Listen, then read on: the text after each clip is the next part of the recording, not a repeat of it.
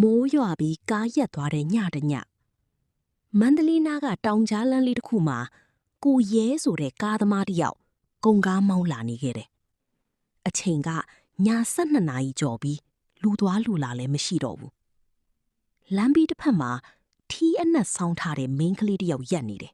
။အဝတ်စားကလည်းရီဆူနေပြီးမျက်နှာကိုစပင်ရှည်တွေနဲ့ဖုံးထားတယ်။ကိုရဲကတနာပြီးကားရက်ပေးလိုက်တယ်။ညကြီးမင်းကြီးဒီမှာဘာလုပ်နေတာလဲညီမမင်းကလေးကအတန်တိုးတိုးနဲ့ရှိရွာထိလိုက်ပို့ပြီးပါလို့ပြောတယ် ကားပေါ်တက်လာပြီးနောက်ကားတွေကတဖြည်းဖြည်းနဲ့အေးဆက်လာတယ်။မှန်နေပါမြူတက်လာတယ်။ကိုရဲလဲစိတ်ထဲမှာတမျိုးကြီးခံစားရပေမဲ့မမေးရဲဘူး။နည်းနည်းကြတော့နောက်ကြည့်မှန်းနေကနေကြည့်လိုက်တယ်။မင်းကလေးကခေါင်းငုတ်ထားရကနေဖြည်းဖြည်းချင်းမော့လာတယ်။ဒါပေမဲ့သူမမျက်နှာမှာမျက်လုံးမရှိဘူး။ကိုရဲရဲ့နှလုံးခုန်တန်တော့ရက်မလို့ဖြစ်သွားတယ်။လက်တွေတုံပြီးပရိတ်တောင်မနှင်းနိုင်တော့ဘူး။အဲ့ဒီအချိန်မှာ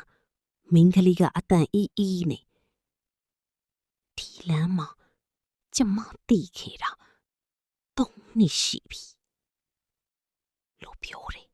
ကိုရဲကြောက်လန့်ပြီးကားကိုအရှိန်နဲ့မောင်းထွက်သွားတယ်ရွာထဲရောက်တဲ့အထိနောက်မကြည့်ရဲတော့ဘူးရွာထဲကလက်ဖက်ရည်ဆိုင်တစ်ဆိုင်ရှိရောက်တော့မှကားရက်ပြီးနောက်ခန်းကိုပြန်ကြည့်လိုက်တယ်ဘယ်သူမှမရှိတော့ဘူးဒါပေမဲ့ထိုင်ကုန်ပေါ်မှာတော့ရေစုံနေတဲ့ခြေရာလီနှစ်စုံကျန်ခဲ့တယ်မေးကြည့်တော့အဲ့ဒီနောက်နေ့မနက်ရွာသားတွေကိုမေးကြည့်တော့အဲ့ဒီတောင်ကြားလမ်းမှာ3နှစ်ခန့်ကကားတိုက်ခံပြီးတည်သွားတဲ့မိန်းကလေးတစ်ယောက်ရှိခဲ့တယ်လို့သိလိုက်ရတယ်အဲ့ဒီနေ့ကစပြီးကိုရဲဟာည12နာရီကျော်ရင်အဲ့ဒီလမ်းကို